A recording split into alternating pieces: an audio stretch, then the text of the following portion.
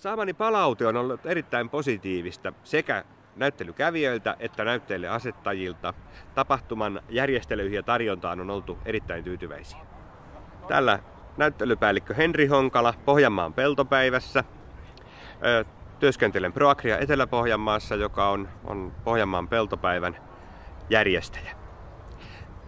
Meillä on täällä tapahtuma ollut jo useamman tunnin käynnissä ja järjestelyt ovat toimineet hienosti. Kävijöitä on ollut runsaasti. Esittelyruudut, jotka Luonnonvarakeskus ja Perunantutkimuslaitos ovat toteuttaneet, ovat onnistuneet tänä vuonna erinomaisesti. Nähtävää on paljon täällä lähes 250 esittelyruudun ja 40 näytteille asettajan osastoilla. Kyllä täällä hyvä varata useampi tunti aikaa kiertämiseen, koska nyt on tietoa tarjolla.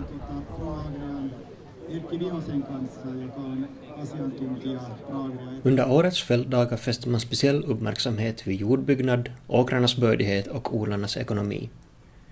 Eftersom de senaste åren har varit utmanande för gårdarna måste verksamheten effektiveras i allt högre grad. En stor produktion med god skörd krävs för lönsamhet och framtidsutsikter.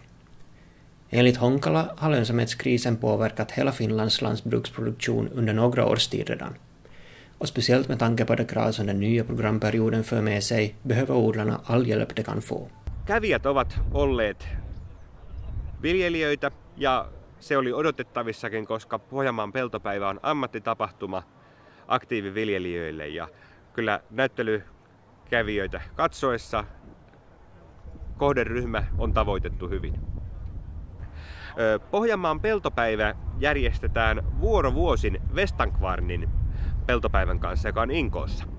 Ja tällä hetkellä näyttää, että Pohjanmaan peltopäivä saanee jatkoa vuonna 2018. Ensi vuonna peltopäivä järjestetään Inkoossa.